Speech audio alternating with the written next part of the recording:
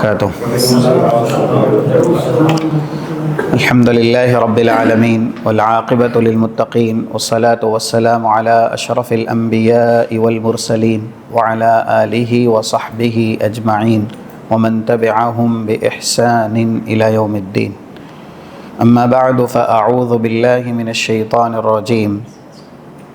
نحن أولياؤكم في الحياة الدنيا وفي الآخرة وَلَكُمْ فِيهَا مَا تَشْتَهِي أَنفُسُكُمْ وَلَكُمْ فِيهَا مَا تَدَّعُونَ.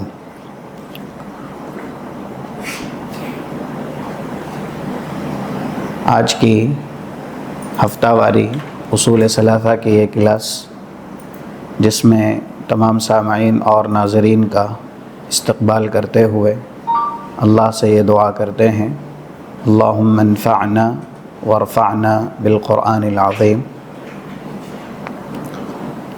ولا تکلنا الى انفسنا طرفة عین واصلح لنا شأننا کلہ لا الہ الا انت.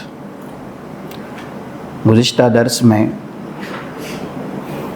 فرشتوں کے اعمال کے تعلق سے گفتگو کی گئی تھی، اور یہ عمل تقسیم کیے گئے ہیں مخلوق کے اعتبار سے. پہلا، الاعمال التي تتعلق بالمخلوق غیر البشر، انسان کے علاوہ دیگر مخلوقات ہے، ان کے لیے فرشتوں کے کیا کام ہیں اور کیا اعمال ہیں. مثال دی گئی تھی جنت کی بھی، دوزخ کی بھی، اسی طریقے سے بادل چلانا اور عرش. ایسے ہی دوسری جو قسم ہے بشر میں جو عام ہیں، چاہے وہ مومن ہو یا مومن نہ ہو، تو ان کے تعلق سے بھی فرشتوں کے کچھ کام ہیں، اعمال ہیں، جس میں روح ڈالنے سے لے کر روح نکالنے تک، یعنی جب روح ڈالی جاتی ہے 3208، جیسا کہ صحیح بخاری کی حدیث ہے، تو وہ کوئی بھی ہو، جنتی ہو یا دوزخی ہو، اللہ ایک فرشتے کو ہی مامور کرتا ہے کہ وہ 120 دن کا مرحلہ جنین کے اوپر پورا ہو جائے تو اس میں وہ روح کو اللہ کے حکم سے پھونکتا ہے. ایسے ہی وفات کے تعلق سے بھی ہے کہ وفات چاہے مسلم ہو یا غیر مسلم ہو، اللہ فرشتوں کے ذریعے ہی لوگوں کو وفات دلاتا ہے. جیسا کہ قرآن کریم کی آیت پیش کی گئی تھی 11 نمبر کی سورہ سجدہ کی، قُلْ يَتَوَفَّاكُمْ مَلَكُ الْمَوْتِ الَّذِي وُكِّلَ بِكُمْ. تم سب کو وفات وہی دے گا جو موت کا فرشتہ ہے اور جس کو اللہ نے تمہاری وفات کے لیے متعین کیا ہے. ایسے ہی کافرین، مجرمین اور ظالمین کے لیے کچھ اعمال ہیں. مثلا وفات کے وقت فرشتوں کا ان کو مارنا، یا اسی طریقے سے قبر میں ان کو عذاب دینا. وفات کے وقت مارنے کی کچھ دلیلیں تھیں جو دی گئی تھی. 27 نمبر کی سورہ محمد کی آیت ہے، فَكَيْفَ إِذَا تَوَفَّتْهُمُ الْمَلَائِكَةُ يَضْرِبُونَ وُجُوهَهُمْ وَأَدْبَارَهُمْ. اور 50 نمبر کی سورہ انفال کی، وَلَوْ تَرَىٰ إِذْ يَتَوَفَّى الَّذِينَ كَفَرُوا الْمَلَائِكَةُ يَضْرِبُونَ وُجُوهَهُمْ وَأَدْبَارَهُمْ. ایسے ہی ظالمین، مجرمین کے لیے دنیا میں ان کے مخصوص گناہ پر فرشتوں کا لعنت کرنا. قرآن میں کچھ جگہوں پر اللہ نے اس بات کا تذکرہ کیا ہے کہ جو لوگ حق چھپاتے ہیں یا ایسے ہی حق کی خلاف ورزی کرتے ہیں، کافر بنتے ہیں، اولئک علیہم لعنت اللہ والملائکہ والناس اجمعین. یہ آیات ہیں سورہ بقرہ میں غالباً 160 یا اس کے بعد کی آیتیں ہیں. آج کی نشست میں جو بیان کیا جائے گا وہ ہے چوتھی قسم، اور یہ قسم ہم اور آپ کو جاننا بہت ضروری ہے۔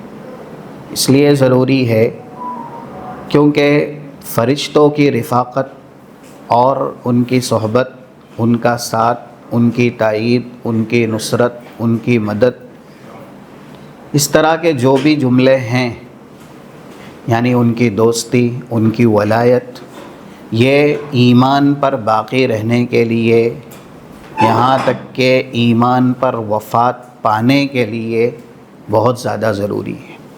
اور اس تعلق سے آپ کو کتابوں میں زیادہ باتیں نہیں ملے گی، یہ تلاش بسیار کے بعد، بہت سی کتابوں کا مطالعہ کرنے کے بعد یہ معلومات اکٹھا کی گئی ہے ایمان والوں کے ساتھ فرشتوں کے اعمال اور فرشتوں کا تعلق۔ سب سے پہلے اس میں ہم اور آپ کو یہ جاننا ہے مومنین کے ساتھ فرشتوں کا گہرا رشتہ ہے، یہ اللہ نے بنایا ہے۔ یہاں تک قرآن نے کہا کہ فرشتے مومنین کے لیے دنیا میں بھی آخرت میں بھی دوست ہیں، اور یہ دوستی باقی رہے گی۔ عمومی اعتبار سے ہم یہ سنتے رہتے ہیں متقین کی دوستی ہمیشہ کی ہوتی ہے۔ جیسے اللہ کے بندوں میں انسان ہیں اور وہ مومن ہیں، ویسے ہی فرشتے سب کے سب مومن ہیں، اور وہ بھی اللہ کی عبادت ہی کے لیے پیدا کیے گئے ہیں اور اللہ کا لشکر ہے۔ اللہ نے قرآن میں ان کی تعریف بھی کی ہے۔ 26 نمبر کی آیت کا ایک جز سورہ انبیاء کا، بل عباد مکرمون، وہ قابل عزت اللہ کے بندے ہیں۔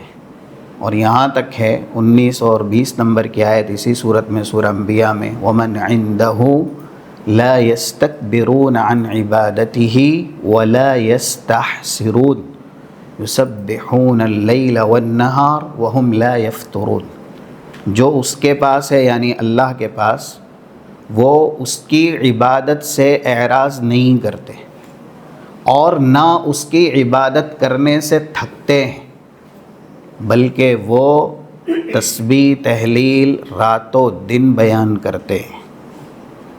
تو یہ فرشتوں کے تعلق سے کلام مجید کی شہادتیں ہیں کہ وہ اللہ کے مکرم بندے ہیں اور اللہ نے انہیں اپنی عبادت کے لیے پیدا کیا ہے۔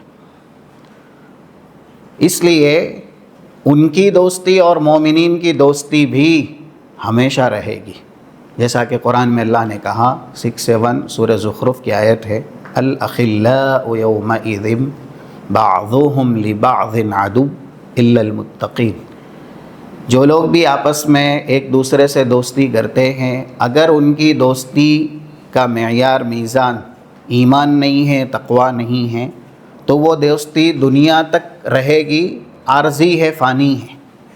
تو سارے دوست یعنی خلیل کی جمع ہے اخلا، یہ قیامت کے دن آپس میں ایک دوسرے کے دشمن ہو جائیں گے سوائے متقین کے۔ متقین کی جو دوستی ہے، ان کی جو خلت ہے یا ان کی جو ولایت ہے آپس میں، وہ باقی رہے گی۔ تو اللہ نے قرآن میں ایمان والوں کا تذکرہ کیا، مشہور آیتیں ہیں 30 اور 31 نمبر کی سورہ فصلت کی، تتنزل علیہم الملائکہ الا تخافوا ولا تحزنوا، یہ کن کے لیے ہے کہ فرشتے اترتے ہیں بشارت دینے کے لیے۔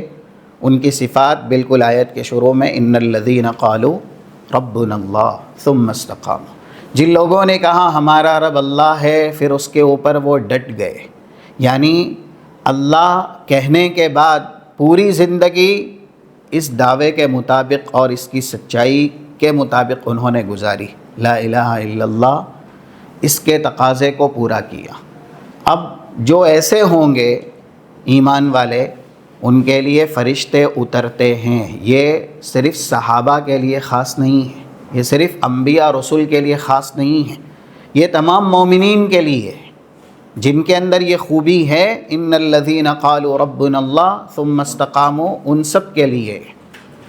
اور اترتے ہیں فرشتے کیونکہ وہ فرشتے ان کو بشارت دیتے ہیں، اللہ تخافوا ولا تحزنوا، نہ آنے والی زندگی جو قبر کی ہے، حشر کی ہے، اس کے اندر نہ تمہیں کوئی خوف ہے اور نہ ہی دنیاوی زندگی کے اندر، یعنی جس وقت وفات کا بھی وقت رہتا ہے تو اس میں بھی تمہیں کوئی ڈر اور کوئی خوف نہیں ہے۔ تو دنیاوی خوف اور اخروی خوف سے تم محفوظ ہو، اس کی بشارت کے لیے وہ اہل ایمان پر اترتے ہیں۔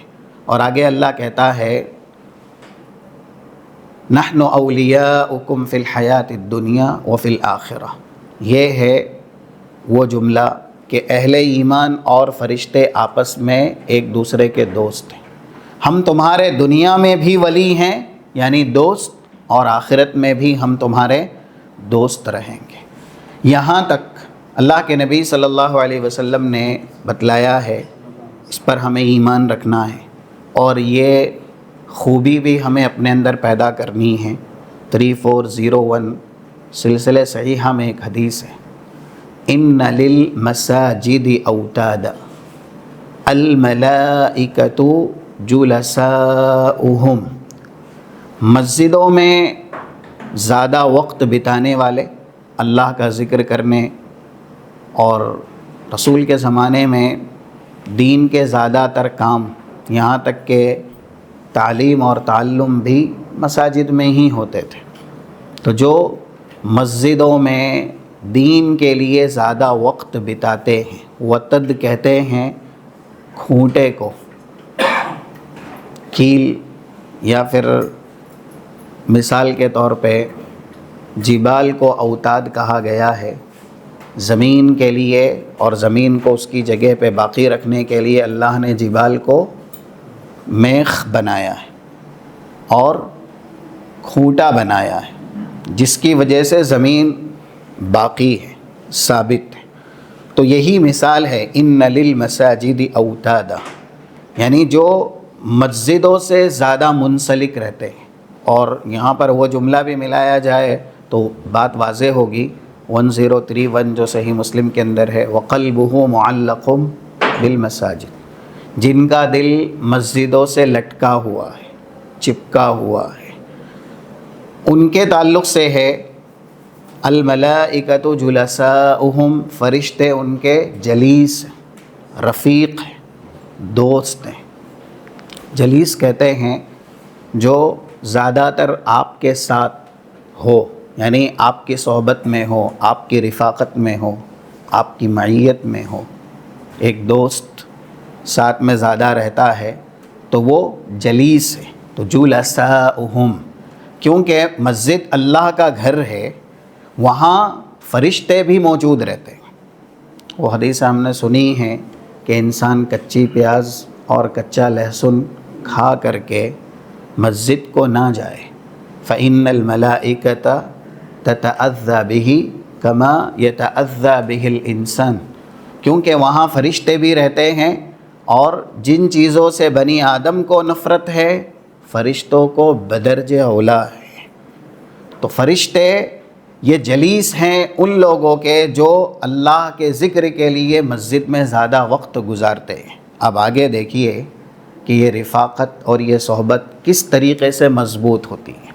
ان غابوا یفتقدونہم، اگر یہ اللہ کے بندے جو نماز کے لیے مسجد میں آتے ہیں اور مسجد سے اپنا رشتہ بہتر کرتے ہیں، غائب ہوتے ہیں تو فرشتے ان کو ڈھونڈتے ہیں۔ یہ خوبی ہم اور آپ کو پیدا کرنے کی ضرورت ہے۔ دنیا میں ہر چیز کی ایک مخصوص جگہ ہوتی ہے، مثلاً فیول ہے تو آپ کو پمپ پہ جانا ہے، میڈیسن ہے تو جہاں میڈیکل ہے آپ کو وہاں جانا ہے۔ اگر کسی کو ایمان چاہیے، تقویٰ چاہیے، اور اس سے بڑھ کر کے اللہ چاہیے، تو اللہ نے بھی اپنا ایڈریس بتایا ہے، اللہ کے گھر پہ آپ کو آنا ہوگا۔ اگر اللہ کا ساتھ چاہیے اور ایمان اور تقویٰ چاہیے، کیونکہ ایمان کا بھی مرکز، تقوی کا بھی مرکز، یعنی جہاں ایمان اور تقویٰ ملتا ہے وہ مسجد ہے۔ رسول اللہ کی ایک عام حدیث ہے جو ترغیب و ترہیب میں ہیں 330 نمبر کی، المسجد بیت لکل تقی، مسجد یہ گھر ہے ہر متقی کا، یعنی یہاں آپ جتنا جائیں گے اللہ کی عبادت کے لیے آپ کو تقویٰ ملے گا، ایمان ملے گا، کیونکہ وہ اللہ کا گھر ہے۔ لمسجد اسس علی التقوی من اول یوم احق ان تقوم فیہ، 108 سورہ توبہ کی آیت کا یہ جملہ ہے۔ تو جو لوگ اپنے اندر یہ خوبی پیدا کرتے ہیں، فرشتے جب کبھی وہ غائب ہوتے ہیں تو ان کو ڈھونڈتے ہیں۔ آگے ہے وَإِن مَرِضُوا عَادُوهُمْ، اگر یہ لوگ بیمار ہوتے ہیں نا تو فرشتے ان کی عیادت کو آتے ہیں۔ یہ سب ہم اور آپ ایمان رکھیں، ایمان والوں کے ساتھ فرشتوں کے یہ اعمال ہیں اور فرشتوں کا تعلق ہے۔ آگے اور ایک جملہ کہا اللہ کے نبی صلی اللہ علیہ وسلم نے، وَإِن كَانُوا فِي حَاجَةٍ أَعَانُوهُمْ، اگر یہ کسی مشکل میں ہوتے ہیں یا ان کو کوئی ضرورت لاحق ہوتی ہے تو فرشتے ان کے مددگار بن جاتے ہیں، کیونکہ زیادہ تر اللہ فرشتوں کے ذریعے ہی بندوں کی مدد کرواتا ہے۔ اللہ مسبب الاسباب ہے، سبب وہ پیدا کرنے والا ہے، فرشتے اہل ایمان کی مدد کے لیے اترتے ہیں۔ اگر کسی میں یہ خوبی ہے کہ مسجد سے اس کا رشتہ عبادت کے ناحیے سے مضبوط ہے تو فرشتے اس کی ہر مشکل میں اس کے ممد اور اس کے مؤید اور اس کے حامی اور اس کے ناصر بنیں گے۔ آج ہم اور آپ کو اللہ کی مدد کی کتنی ضرورت ہے، ہماری حاجتیں بھی ہیں، مشکلیں بھی ہیں، تکلیفیں بھی ہیں، تو ہمیں یہ اعمال اپنے اندر پیدا کرنے کی ضرورت ہے۔ پھر رسول اللہ صلی اللہ علیہ وسلم نے ایک حدیث میں رشتہ بتایا ایمان والوں کے ساتھ، یہ مشہور حدیث ہے، بار بار ہم سنتے ہیں، 2750 صحیح مسلم کے اندر ہے، اور کچھ الفاظ اس کے الگ ہیں تو 2452 جامع ترمذی کے اندر۔ جس وقت حضرت حنظلہ نے کہا تھا حضرت ابو بکر سے کہ جب رسول اللہ کے پاس ہم ہوتے ہیں ایمان کی کیفیت ہماری بہت مضبوط ہوتی ہے، کیوں؟ تذکرنا، اللہ کے نبی صلی اللہ علیہ وسلم سے وہ کہہ رہے بالجنت والنار، اللہ کے نبی آپ ہمیں جنت کا اور دوزخ کا تذکرہ کرتے ہیں، نصیحت کرتے ہیں، تو ہم ایمان کے ناحیے سے بڑے مضبوط ہوتے ہیں۔ لیکن اس کے بعد فلما عافسنا الازواج والاولاد، اہل و عیال میں جاتے ہیں تو ایمان کا وہ معیار نہیں رہتا۔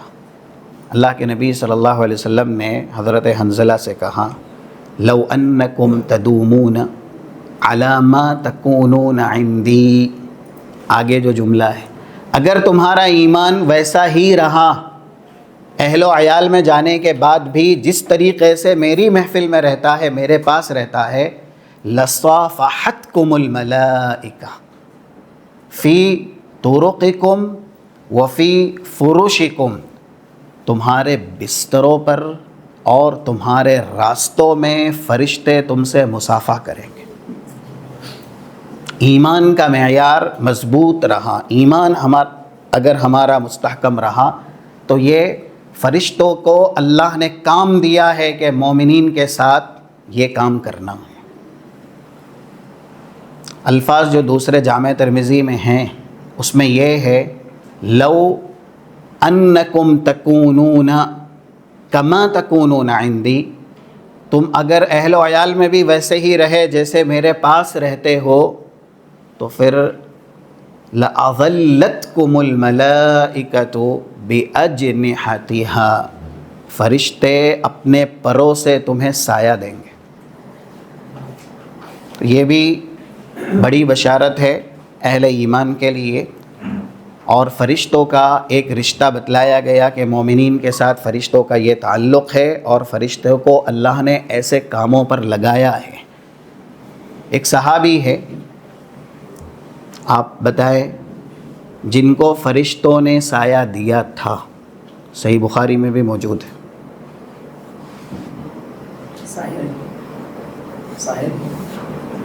صحابی ہے کیا کہ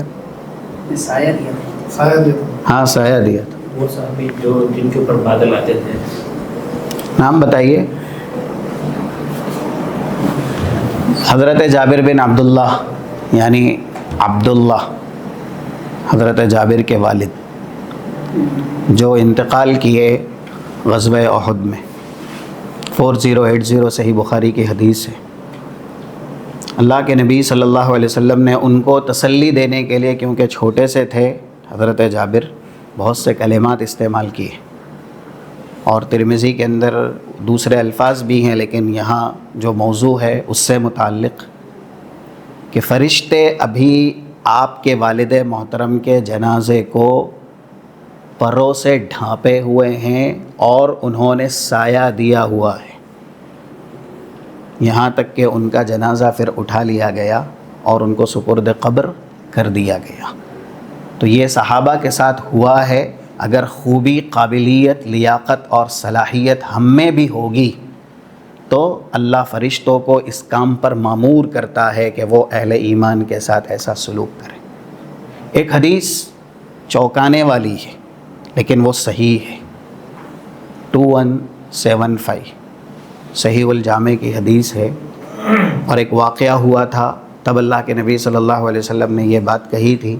950 کتاب الجنائز صحیح مسلم کے اندر وہ حدیث ہے، اور وہ واقعہ مشہور ہے، ہم نے سنا ہوا ہے کہ جس وقت اللہ کے نبی صلی اللہ علیہ وسلم کے پاس سے 2 جنازے گزرے تھے اور آپ نے صحابہ سے ان کے تعلق سے کہا تھا کہ کیا خیال ہے، تو پہلے کے تعلق سے صحابہ نے بہتر کلمات کہے تھے کہ یہ اللہ پر ایمان رکھنے والے تھے، اللہ اور رسول اللہ کی اطاعت کرنے والے تھے.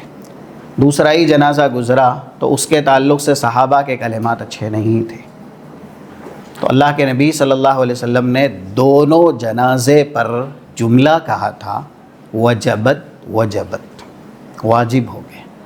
حضرت عمر نے اللہ کے نبی صلی اللہ علیہ وسلم سے حلفیہ اور قسمیہ کہا تھا کہ میرے والدین آپ پر قربان، آپ اس کا مطلب بتائیں. علم حاصل کرنے کی تڑپ اور علم حاصل کرنے کی جستجو، اس سے مسئلہ بھی مستنبط ہوتا ہے. تو اللہ کے نبی صلی اللہ علیہ وسلم نے کہا من اثنیتم علی جنازۃ خیرا وجبت لہ الجنہ ومن اثنیتم علی جنازۃ شرا وجبت لہ النار. جس جنازے کے لیے تم نے بہترین کلمات کہے اللہ نے اس کے لیے جنت واجب کر دی، اور جس کے لیے تم نے کلمات اچھے نہیں کہے اللہ نے اس کے لیے دوزخ واجب کر دی. بسا اوقات غیبت کسی شخص کے ظلم سے یا اس کی بری عادت سے بچنے کے لیے کی جا سکتی ہے، کیونکہ اللہ کے نبی صلی اللہ علیہ وسلم موجود ہے اور آپ نے اس عمل کی تائید کی، ورنہ وہ انسان مر گیا تھا جس کے تعلق سے صحابہ نے کہا کہ یہ اچھا نہیں تھا. تو اسی موقع پر اللہ کے نبی نے کہا ان للہ ملائکۃ فی الارض تنطلق یا تنطق علی السنۃ بنی آدم بما فی المرء من الخیر والشر. کچھ فرشتے اللہ نے دنیا کے اندر اس لیے بھیجے ہیں کہ وہ بنی آدم کی زبان پر گفتگو کرتے ہیں. بولتا انسان ہی ہے لیکن وہ اللہ فرشتوں کو لگاتا ہے کلمات کہلوانے کے لیے، بلوانے کے لیے. یعنی یہ حدیث ہمیں ایمان رکھنا ہے کہ اگر ہماری زبان سچی ہوگی، ہمارا ایمان مضبوط ہوگا تو فرشتے ہماری زبان سے گفتگو کریں گے. جیسا کہ ہم یہ بار بار سنتے ہیں، 4780 ابو داؤد کی حدیث ہے کہ انسان غیظ و غضب کی حالت میں جو کچھ کہتا ہے، سب رجلان عند النبی، رسول اللہ کے پاس 2 لوگوں نے گالی گلوچ کی، سب و شتم کیا، تو آپ نے یہ جملہ کہا انی لأعلم کلمہ لو قالها لذہب، میں ایک کلمہ جانتا ہوں اگر یہ لوگ کہے تو جو ان کی زبان سے شیطان بول رہا ہے شیطان بھاگ جائے گا. تو جب انسان کی زبان سے شیطان بول سکتا ہے تو یہی ہے مومنین کے رفیق، دوست، ولی، حمایتی فرشتے رہتے ہیں، اور جن کے دوست حمایتی فرشتے ہیں یعنی ان کی تائید میں، نصرت میں، پھر شیطان سائے سے بھی بھاگتا ہے۔ تو جب شیطان برے لوگوں کی زبان سے بولتا ہے تو نیک لوگوں کی زبان سے بسا اوقات فرشتے بھی بولتے ہیں۔ اور وہاں جو صحابہ نے جملے کہے، اللہ کے نبی نے ان کے ان جملوں کو، کیونکہ جنت واجب ہے، دوزخ واجب ہے، یہ کام آسان ہے نہیں، کسی کے کہنے سے نہ کوئی جنتی ہوتا ہے، نہ کسی کے کہنے سے کوئی دوزخی ہوتا ہے۔ اس میں بھی صحابہ کا بڑا مقام ہے کہ ان کی ایک شہادت نے انسان کو جنتی بنا دیا، وہ بھی واجبی طور پر، حتمی طور پر، اور ان کی ایک شہادت نے کسی کو دوزخی بنا دیا، حتمی طور پر، واجبی طور پر۔ اب جو ایسوں کی شان میں نازیبا کلمات کہے یا پھر ان کی گستاخی کرے، اس کا حشر کیا ہوگا؟ تو صحابہ کا یہ مقام ہے، اس حدیث سے یہ بھی پتہ چلا۔ اسی طریقے سے ایک حدیث ذکر کی جاتی ہے جامع ترمذی کے اندر 2988، یہ ابواب التفسیر ہے جامع ترمذی کی، اس میں ایک جملہ ہے، ان للشیطان لمۃ بابن آدم وللملک لمہ۔ اللہ نے دلوں کے اندر جو ما فی الضمیر ہوتے ہیں نا، خیالات ہوتے ہیں، اس کے لیے بھی فرشتوں کو لگایا ہے۔ جس طریقے سے دلوں کے اندر وسوسے شیطان ڈالتا ہے، من شر الوسواس الخناس الذی یوسوس فی صدور الناس من الجنۃ والناس، تو جہاں دلوں کے اندر شیطانی خیالات شیطان ڈالتا ہے، اللہ نے فرشتوں کو ذمہ دیا ہے، ان کو کام دیے ہیں جو اہل ایمان سے تعلق رکھتے ہیں کہ فرشتے مومنین کے دلوں میں خیر پیدا کرتے ہیں، ان کے دلوں میں خیالات نیک بناتے ہیں۔ اور آگے الفاظ ہیں کہ شیطان کیا کرتا ہے، ایعاد بالشر و تکذیب بالحق، اپنے ماننے والے کو برائی کا عادی بنا دیتا ہے دلوں میں اور ذہنوں میں، خواطر، خیالات لا کر کے، کیونکہ انسان جو سوچتا ہے وہ بولتا ہے، جو بولتا ہے زیادہ تر وہ کرتا ہے۔ تو جس کا موسوس یعنی دل میں خیال ڈالنے والا شیطان ہو گیا، اب وہ کس کا عادی ہوگا؟ فَإِعَادٌ بِالشَّرِّ وَتَكْذِيبٌ بِالْحَقِّ، وہ برائی کا عادی بن جائے گا اور حق کا منکر ہو جائے گا۔ اور آگے فرشتے یہ جن کے خیالات دل میں ڈالنے والے بنائے گئے، تو وہ فَإِعَادٌ بِالْخَيْرِ وَتَصْدِيقٌ بِالْحَقِّ، وہ لوگ کہ جن کے دلوں میں بھلائی کا ارادہ ڈالنا، خیالات حسین بنانا، یہ فرشتوں کو اللہ لگاتا ہے، وہ خیر کے عادی ہو جاتے ہیں اور حق کی تصدیق کرنے والے ہو جاتے ہیں۔ پھر آگے رسول اللہ کہتے ہیں، جو شخص اپنے اندر یہ کیفیت پائے کہ اللہ نے اس کے خیالات کو فرشتوں کے ذریعے بہتر بنایا ہے، فَلْيَحْمَدِ اللَّهِ، اسے اللہ کی تعریف کرنی چاہیے۔ وَمَنْ وَجَدَ غَيْرَ ذَلِكَ، اور جس کے خیالات بہتر نہ ہو، یعنی جو دنیا میں برائی سوچے، برائی کرے، برائی کے لیے جیے، فَلْيَسْتَعِذْ بِاللَّهِ مِنَ الشَّيْطَانِ، تو پھر اس کا موسوس شیطان ہے اور اس کو ہمیشہ اعوذ باللہ من الشیطان الرجیم پڑھتے رہنا چاہیے۔ یہ حدیث بتلاتی ہے کہ نیکی کے جو خیالات ہیں ہمارے ذہنوں میں، ہمارے قلوب میں، وہ ڈالنے کا کام بھی اللہ نے فرشتوں کے ذمہ رکھا ہے، اور یہ گہرا رشتہ ہے اہل ایمان کے ساتھ فرشتوں کا۔ اسی لیے ہماری عبادتیں یہ فرشتے لے کر کے ہی چڑھتے ہیں۔ حالات میں، اعمال میں یہ بھی ہے، مثلا عصر کی نماز ہے، فجر کی نماز ہے، اور دوسرے نیک اعمال ہیں، تو اس کے لیے ایک حدیث 555 صحیح بخاری میں مشہور ہے اور 632 صحیح مسلم میں یتعاقبون فیکم ملائکۃ باللیل وملائکۃ بالنہار، فرشتے پیدر پہ 2 نماز میں آتے ہیں، جس میں فجر کی نماز ہے اس میں فرشتوں کی تبدیلی ہوتی ہے، عصر کی نماز ہے اس میں فرشتوں کی تبدیلی ہوتی ہے۔ ثم یعرج الذین باتوا فیکم، اب جو لوگ عصر کی نماز کے وقت آتے ہیں، پوری رات رہتے ہیں، فجر کی نماز کے بعد جاتے ہیں اور اعمال لے کے چڑھتے ہیں، فیسألہم ربہم، تو ان کا رب ان سے پوچھتا ہے کیف ترکتم عبادی، میرے بندوں کو کس حالت میں چھوڑ کر کے آئے۔ تو یہ خوبی ہم اور آپ اپنے اندر پیدا کریں، کیونکہ عصر اور فجر کی نماز یہ دوسری نمازوں سے بہت زیادہ اہم ہے۔ ہمیں دنیاوی نقصان چھوٹا سا بھی ہوتا ہے وہ ذہنوں کے اندر باقی رہتا، نکلتا نہیں ہے۔ فجر کی نماز فرض چھوڑیے 724 725 724 725 یہ 2 حدیث صحیح مسلم کی، رکعتا الفجر خیر من الدنیا وما فیہا، پوری دنیا کی ملکیت سے بڑھ کے ہے فجر کی 2 رکعت۔ تو اگر انسان کی فجر کی 2 رکعت چھوٹتی ہے اس کو افسوس ہونا چاہیے۔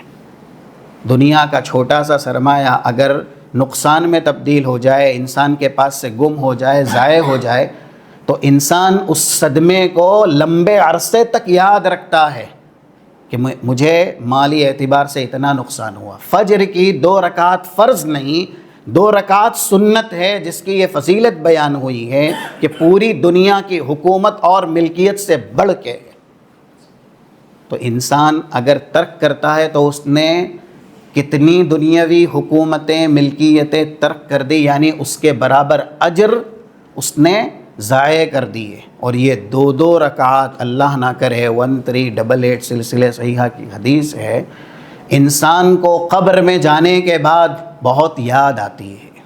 اسی لیے اللہ کے نبی قبرستان سے گزر رہے تھے، دیکھا کہ قبر والے کو عذاب ہو رہا ہے اور اس کو کچھ نیکی کی ضرورت ہے، تو آپ نے ارشاد فرمایا، دوسرے جو آپ کے ساتھ تھے، رکعتان خفیفتان مما تحقرون، 2 ہلکی ترین نفل رکعات جسے تم کچھ نہیں سمجھتے، ابھی اس قبر والے کے نزدیک خیر من بقیت دنیاکم، اس کو کہا جائے کہ کیا تجھے پوری دنیا چاہیے یا نفل ہلکی 2 رکعت کا اجر چاہیے؟ تو یہ قبر والا پوری دنیا کی حکومت کو پائے تحقیر سے روندے گا اور 2 ہلکی ترین نفل رکعت کا اجر لے لے گا، لیکن یہ دنیا سے جا چکا ہے، اس لیے 2 رکعت یہ پڑھ نہیں سکتا اور اس کا اجر یہ حاصل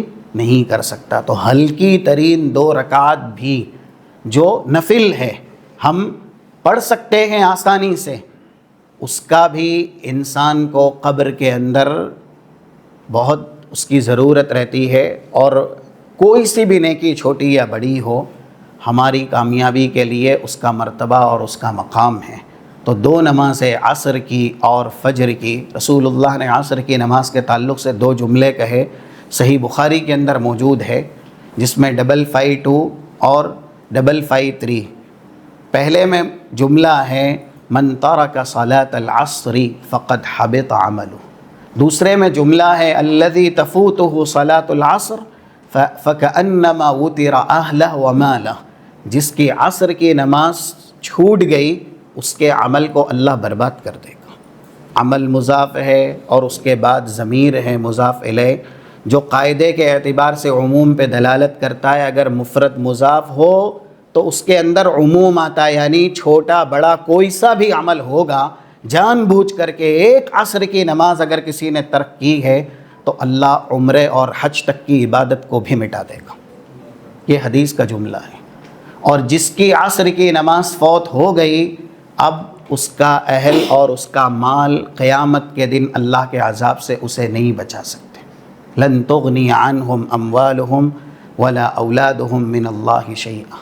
تو یہ بھی فرشتوں کی ڈیوٹی ہے کہ وہ ان دو نمازوں کو لے کر کے اللہ کے پاس چڑھتے ہیں، انسان کی نیکیاں لے کر کے جاتے ہیں، اور جب اللہ پوچھتا ہے کہ تم میرے بندوں کو کیسے چھوڑ کر کے آئے، اب فرشتے جن کی نمازیں لے کر کے، جن کا ریکارڈ لے کر کے چڑھے ہیں، انہی کے تعلق سے یہ بشارتیں ہیں، اتیناہم وہم یصلون، عصر کے وقت جب آئے تھے تب بھی یہ نماز پڑھ رہے تھے، اور ترکناہم وہم یصلون، ہم انہیں فجر کے بعد چھوڑ کر کے آئے ہیں تب بھی یہ نماز پڑھ رہے تھے۔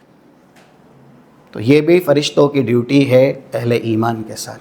اسی طریقے سے انسان رسول اللہ صلی اللہ علیہ وسلم پر جو درود بھیجتا ہے، یہ ہمارا درود فرشتے ہی نبی تک پہنچاتے ہیں۔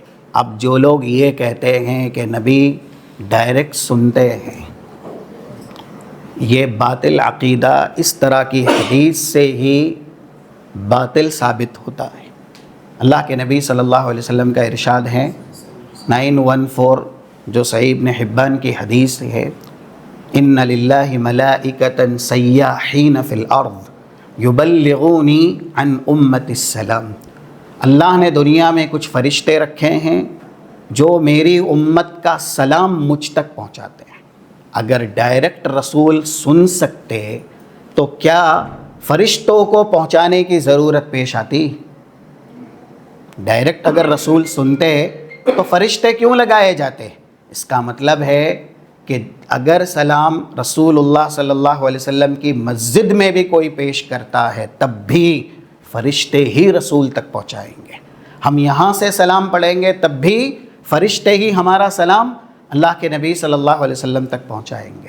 اور ساتھ ساتھ اعمال میں سے ایک عمل، اگر ہمیں فرشتوں کی دعائے مغفرت، جیسا کہ ابھی آگے آئے گا، دعائے مغفرت چاہیے، یا پھر ان کی نصرت اور مدد، ان کا ساتھ اور ان کی دوستی چاہیے، تو یہ عمل بھی کرتے رہنا چاہیے۔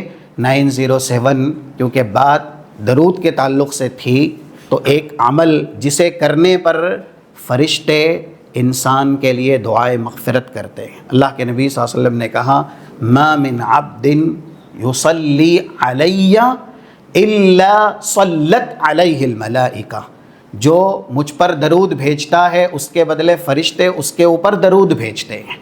اب یہ حدیث جب رسول اللہ نے بیان کی تب کہا فَلْيُقِلَّ مِنْ ذَلِكَ أَوْ لِيُكْثِرْ، یہ سننے کے بعد کسی کو کم کرنا ہے تو وہ کم کرے، کسی کو زیادہ کرنا ہے تو زیادہ کرے، یعنی یہ عمل صرف اتنا سا بھی اللہم صلی علی نبینا محمد، ایک جملہ یعنی صلی اللہ علیہ وسلم، مختصراً، زیادہ لمبا نہیں، تو بھی آپ کو فرشتوں کی طرف سے دعائے مغفرت ملتی ہے کہ وہ آپ کے لیے اللہ سے رحمت اور مغفرت کی دعا کرتے ہیں جب جب آپ رسول اللہ صلی اللہ علیہ وسلم پر درود بھیجتے ہیں۔ اور اتنی بڑی فضیلت جب بیان ہوئی تو رسول اللہ نے کہا یہ سننے کے بعد کوئی زیادہ کرے تو اس کو زیادہ کرنا چاہیے، اور کوئی کم کر رہا ہے تو یہ اس کا اپنا نصیبہ ہے۔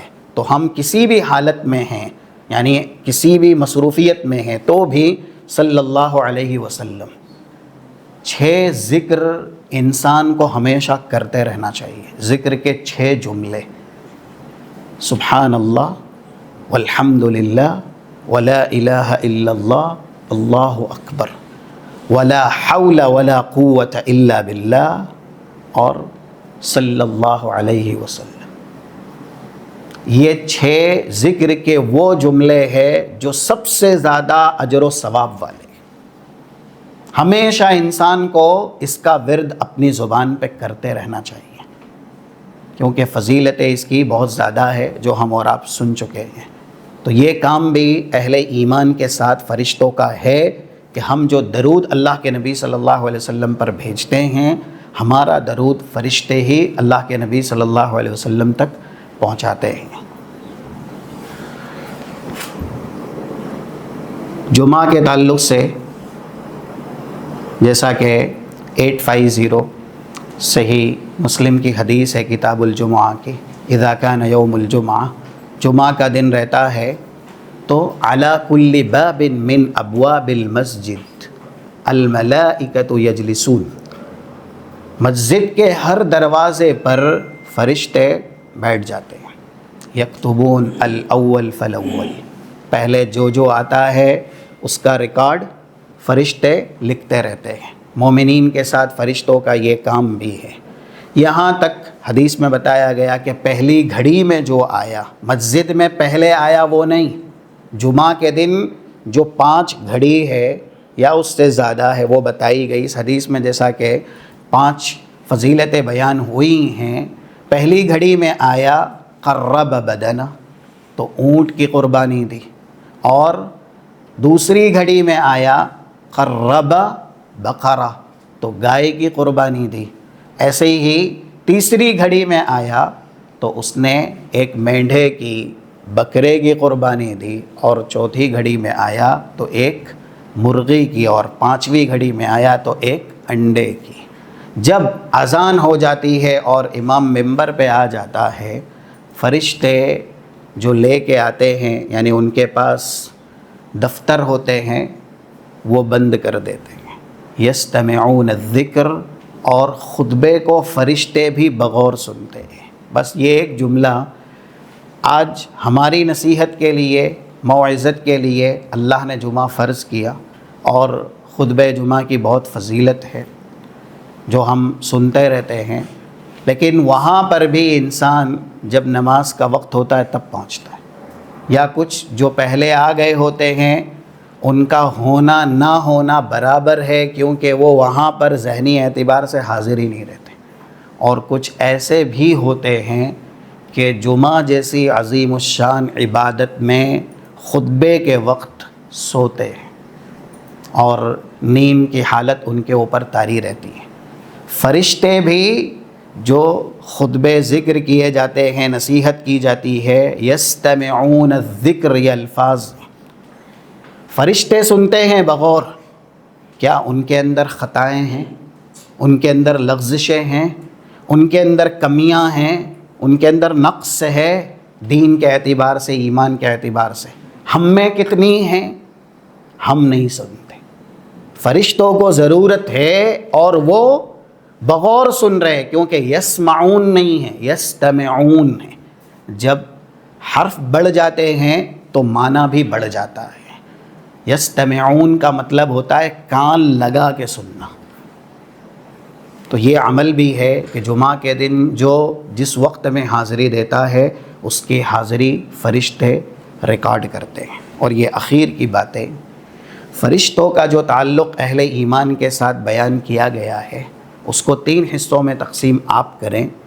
پہلا حصہ ہے فرشتوں کا دعائے مغفرت اور دعائے رحمت کرنا. ایک عمل صحیح بخاری صحیح مسلم کے اندر بتلایا گیا ہے، جیسا کہ 649 اور 659 یہ صحیح بخاری صحیح مسلم کا ریفرنس ہے.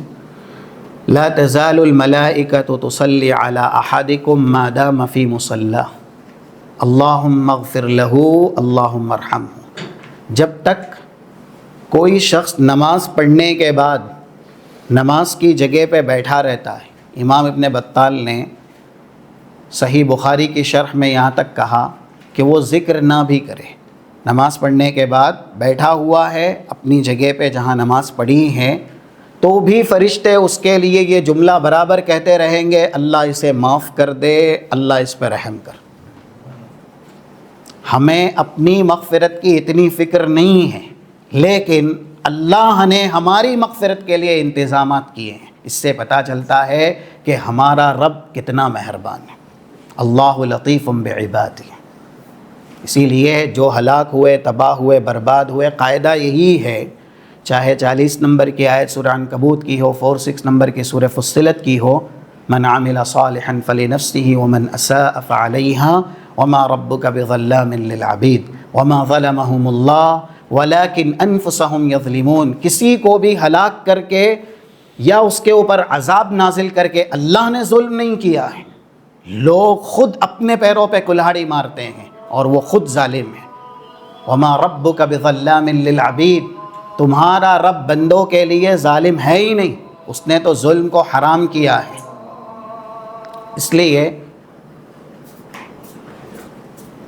ہمیں اپنی مغفرت کی اور اللہ کی رحمت حاصل کرنے کی فکر نہیں ہے، لیکن اللہ نے انتظامات کیے تو کم سے کم وہ عمل تو ہم کریں کہ فرشتے ہمارے لیے دعائے مغفرت اور دعائے رحمت کریں۔ ابن ماجہ میں 2-3 حدیثیں ہیں جو زیادہ مسجد سے ہی تعلق رکھتی ہے۔ ایک عمل کے طور پہ بتایا گیا 995 اور اس کے بعد 998 اور اس کے بعد 1003 نمبر کی اور 1005 نمبر کی حدیث ہے ابن ماجہ میں۔ پہلے میں اس بات کا تذکرہ ہے الذین یصلون علی الصفوف یا الذین یصلون الی الصفوف، جو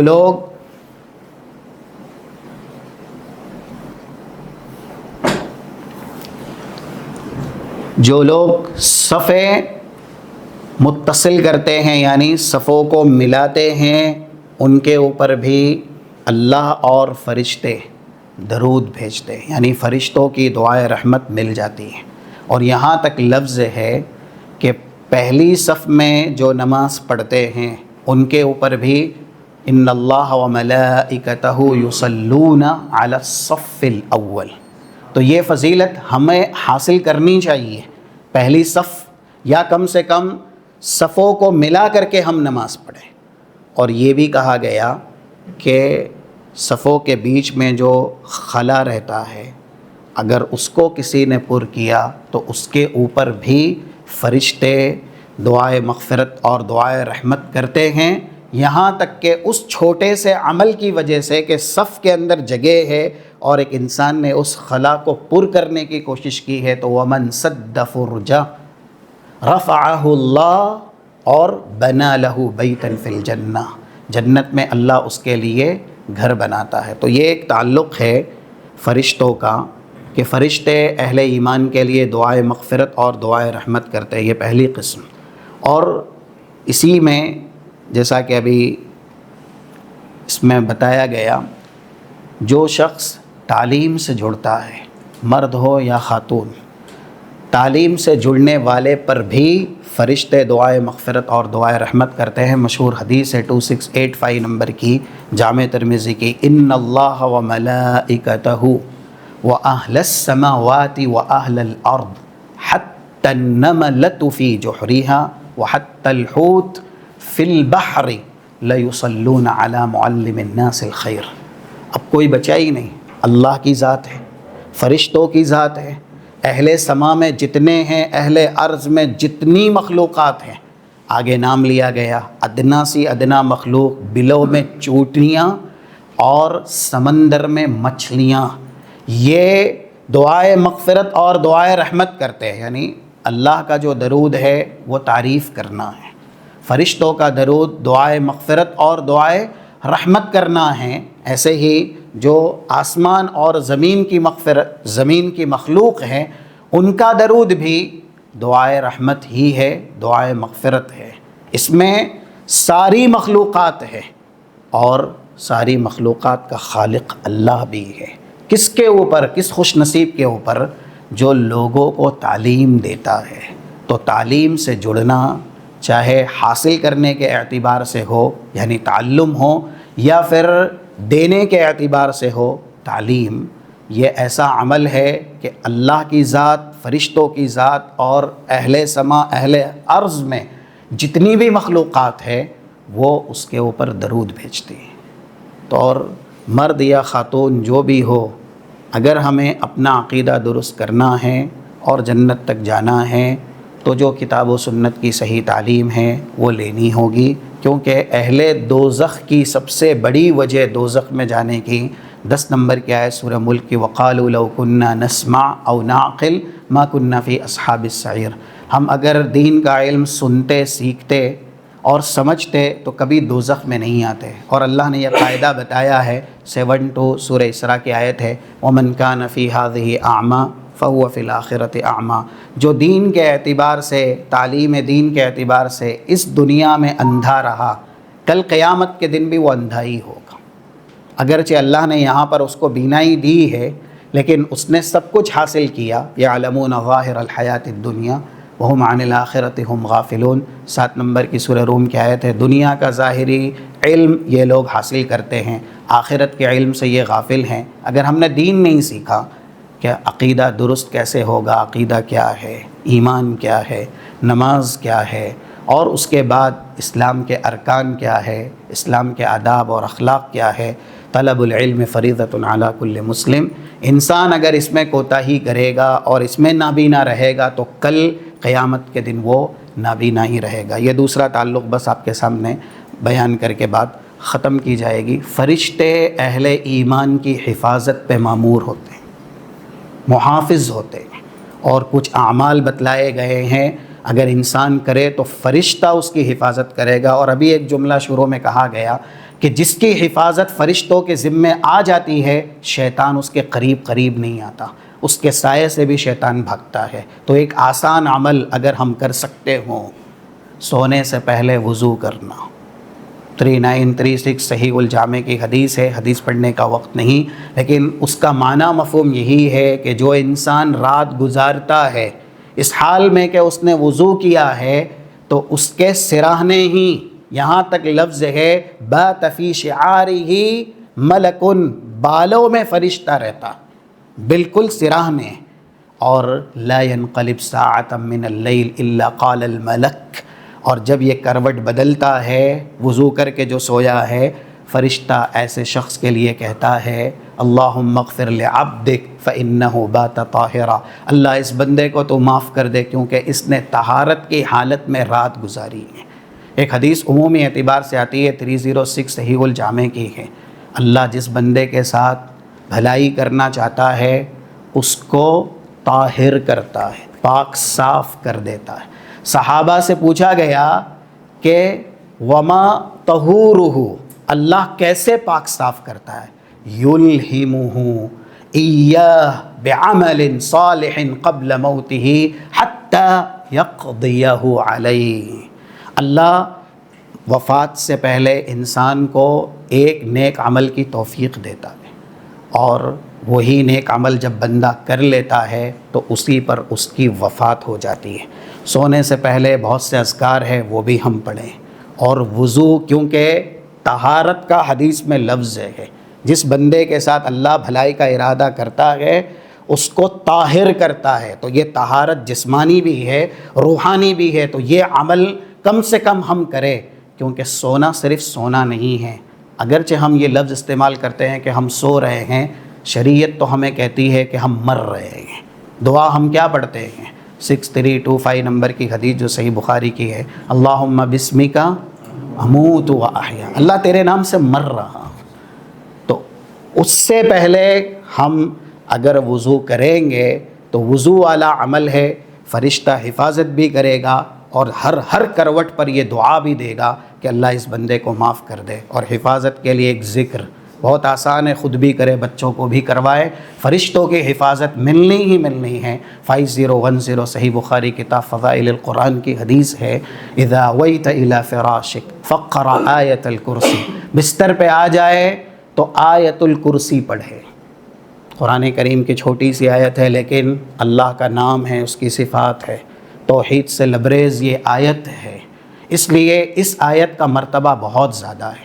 اس کو پڑھ کے ہی سوئے، کیونکہ لا یزال معک من اللہ حافظ، اللہ کی طرف سے ایک فرشتہ آپ کی حفاظت کے لیے تعینات ہوگا یہاں تک کہ آپ صبح کرے۔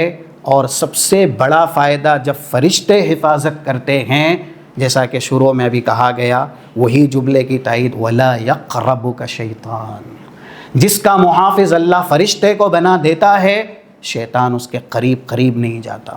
بدر میں بھی جب ابلیس آیا تھا انسانی شکل میں، 47 نمبر کی 48 نمبر کی آیتیں ہیں سورہ انفال کی، تو حضرت جبرائیل کو، حضرت میکائیل کو اور فرشتوں کو اترتا دیکھ کر کے ایڑیوں کے بل بھاگ گیا تھا، اور اس نے وہی جملہ کہا انی ارا ما لا ترون، میں وہ دیکھ رہا ہوں تم نہیں دیکھ سکتے۔ ابو جہل اور اس کے کارندوں سے کہا، اس لیے اب میں یہاں نہیں رک سکتا، انی اخاف اللہ، میں اللہ سے ڈرتا ہوں۔ یعنی یہ ڈر مومن کا نہیں ہے، یہ جرم کرنے کے بعد والا ڈر ہے. چوری کر لو تو پھر اب قانون سے ڈر لگتا ہے, کسی کو مار دو تب قانون سے ڈر لگتا ہے. یہ وہ ڈر ہے. مومنین کا ڈر گناہ سے پہلے والا انجام کو سوچ کر کے ہوتا ہے. تو یہ باتیں تھیں فرشتوں کے تعلق سے. اب انشاءاللہ ایمان بالکتب کا تذکرہ آئندہ نشست میں کیا جائے گا. یہ اہم ترین معلومات تھی جو فرشتوں کے تعلق سے آپ کے سامنے بیان کی گئی. تو ہو سکا تو انشاءاللہ کچھ ہفتوں کے بعد اس تعلق سے سوالات بھی آپ کے مابین کیے جائیں گے پرچے کی شکل میں. آپ تمام حضرات سے مؤدبانہ گزارش ہے کہ تیاری کر کے آئیں. یہ ہماری زندگی اور ایمان سے جڑا ہوا عنوان ہے, اور یہ وہ ہے کہ جس پر کتابیں زیادہ نہیں ہیں. دلائل آپ کے سامنے جو بیان کیے گئے بہت تلاش بسیار کے بعد کیے گئے ہیں. تو ہم اس موضوع کی اہمیت کو سمجھیں. عموماً جب بھی تذکرہ ہوتا ہے ایمان کے ارکان کا اور ایمان بالملائکہ کا نام آتا ہے تو فرشتوں پر آپ ایمان لے آئیں. اس سے زیادہ ہم کو معلومات نہیں ہیں. لیکن ہم ایمان پر باقی تبھی رہیں گے, بھلائیاں تبھی کریں گے, ابھی سب کچھ ہم نے سنا ہے, جب فرشتوں کی صحبت, ولایت, رفاقت, تائید, دوستی ہمارے ساتھ ہوگی. تو آپ انشاءاللہ محنت کریں. وَلَيْسَ لِلْإِنسَانِ إِلَّا مَا سَعَىٰ. رب العالمین اس کی توفیق ہم اور آپ کو عنایت فرمائے. صلی اللہ علی نبینا محمد وعلی آلہ وصحبہ اجمعین. سبحان ربک رب العزۃ عما یصفون وسلام علی المرسلین والحمد للہ رب العالمین. سبحانک اللہم وبحمدک.